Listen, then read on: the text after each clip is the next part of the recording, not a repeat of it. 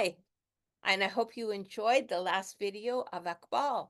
And if you missed it, go back and watch that one before you watch this one. So this one is on Khan. Khan is number 4. So number 4 is Khan. It's K-A-N, but it's also K and then a little hyphen and then O-N. So there's 2 ways that you can do his name. So it is the planting of the seed. For all thoughts start with a seed. Think about the very first time that you thought of trying something, the very first thought. And then we start thinking about it more and more and more. Does it fit right? Oh, maybe I'm going to do that. I found myself thinking about that a few times now. Maybe I'm going to explore those ideas. So every thought begins with a seed. Have you ever had people come to you and ask you for advice? They'll ask you all kinds of advice, and then you don't hear from them for a while, and then all of a sudden they come back in your life and they say, "Hey, so and so told me to do this, this, and this," and it was the very thing that you had mentioned, but they didn't mention that you had mentioned it. There's a reason for that. Is because you planted the seed. The seed got planted, but when that other person spoke it out loud again, it was the right time for that seed to start germinating. And they called attention to them and they went, "Hey, that makes sense to me." But what they didn't realize is that the seed had already been planted. So that's sometimes why that happens. It's pretty cool. I love it. It's receptivity too. Our thoughts are the fertilizers for our seed.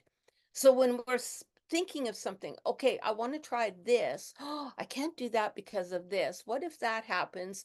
I'm not this, I'm not that, and always putting ourselves down and judging, and that the self-doubt, the words we tell ourselves, are the fertilizers for that seed.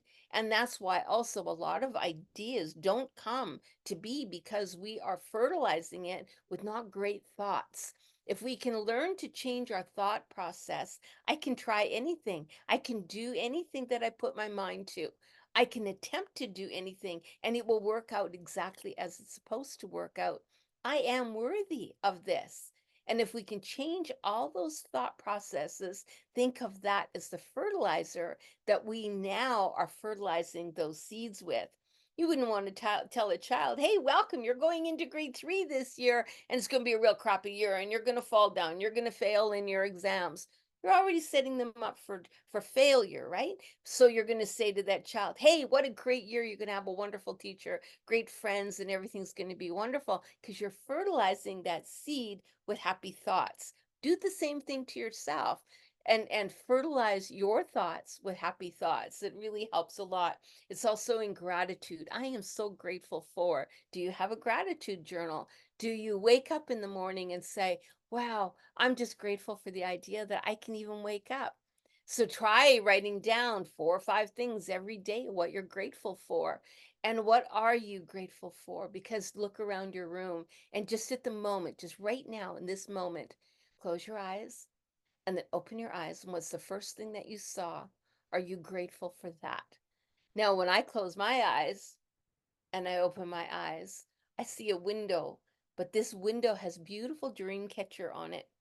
And I am grateful for the dream catcher on that window. And I remember how I made that dream catcher and all the fun things that I did to create that. So what are you grateful for today? Write down in a gratitude journal what you're grateful for. And when we sit in this beautiful energy of Khan, we are sitting in trust and surrender. We don't need to drive the ship all the time. We trust that Spirit has our back.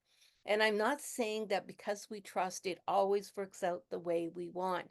Often it works out different, but it will always work out the way it was meant to work out.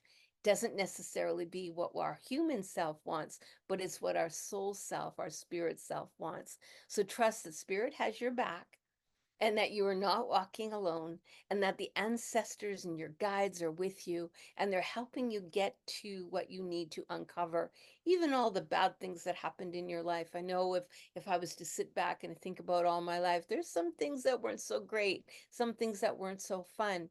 But when I look back at all the lessons I learned from that and who I am today because of those experiences, I'm happy for that information. I'm happy to be able to move forward.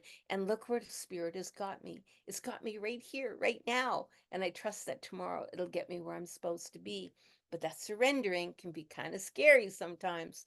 It's also the natural attraction. So, what's the natural attraction? When you go out and about and you're doing things, you're just attracted to certain people, and certain people you're not attracted to them. Well, it could be their energy vibration, but it is also that internal knowing. I have a natural attraction to whomever it happens to be, whatever it happens to be, and I trust that I will find and meet the people that I am meant to meet along my path.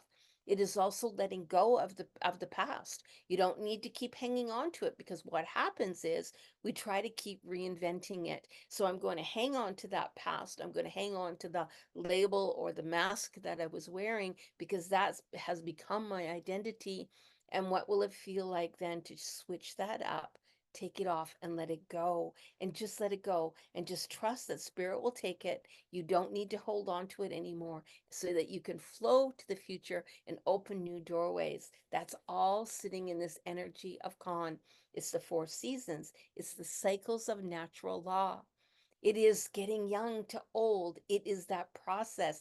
It's moving jobs, moving locations, moving your energetics, moving your friends. It's like we keep switching channels as we're going. And as we keep switching channels, and as we keep growing higher and changing our vibration, so do our surroundings keep changing that with us. I'm going to talk really, really quick here. It is also the color of saffron yellow, which is the color of sunflower seeds. It is that setting sun. There's a really, really cool orangey yellow sun that comes out once in a while. It is the fall harvest. So I'm going to go back into the fall colors. Here in Canada, we get some really nice yellows and oranges and reds and all these beautiful fall colors. Well, it's that yellow color of the leaves as they are turning. So if you were to think of the branch of that full the bark of the tree, that's us. That's our life. That is our body, and that is us. How we move, how we form, how we grow. That is our body lodge. Our branches are the life experiences that we have. So I'm going to go on this path, then I'm going to switch over to that path, and I'm going to go on to another path. All these life experiences are creating the branches of my tree, of who I am. But what happens to the leaves? The leaves are your emotions. The leaves are all those great teachers that we have, that we come here to learn. There's 20 of them. And when we come in and we have a lesson and we're learning all these things and we're experiencing all these emotions of being human, that is the leaf. And it starts off as a little tiny seed, and it grows. So it goes from the seed, and then it sprouts open from all the life experiences. Some of them are going to fall off in the wind. Well, the wind is ick. So the wind blows some of them down, and then we come up, and all of a sudden the leaves start changing colors, because we're going into a new phrase, the death and rebirthing, which is Khan, and we're surrendering to those emotions, and we're going to allow those emotions to just fall away. The wind comes in, cleans it all up for us, and throws it all down to the ground. And then the ground, our leaves, our emotions are starting to decompose and go down into our roots. Our roots are Kundalini. This is our root chakra. This is who we are. This is us planted firmly in the ground. This is also our DNA of every lifetime and every lineage that we have walked in the past. We are fertilizing all of that, all of those emotions, all of those energetics, all of those lifetimes. We are fertilizing it with our leaves as they have fallen down. But don't worry, because come the spring, after winter, we're going to go into that dormant stage, and then we're going to rebirth and regrow again. And we're going to have a whole new set of experiences, a whole new set of lessons, a whole new set of people are going to come in, and things are going to keep changing. And that is that natural cycle, the cycles of natural law. And that is the whole energy of Khan. It is also sitting in the dandelion and the sunflower, and the herb is the saffron yellow, and it is the yellow, any type of crystal that has yellow in it. So I'm not real good on crystals, but if you find a crystal with the yellows, there's a citron, yellow citron is one of them. So whatever stones have yellow in them, bring them in and put them on your altar if you are bringing in the energetic of Khan. So if you have something that you wish to develop, something that you want to manifest, you can make an altar to it.